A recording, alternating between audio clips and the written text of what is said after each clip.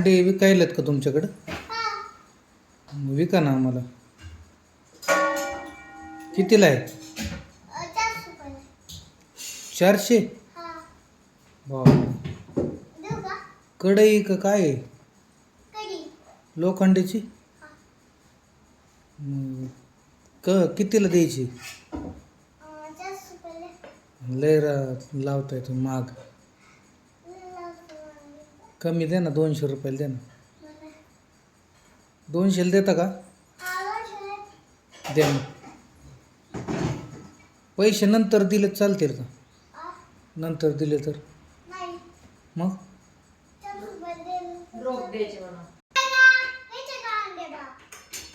मग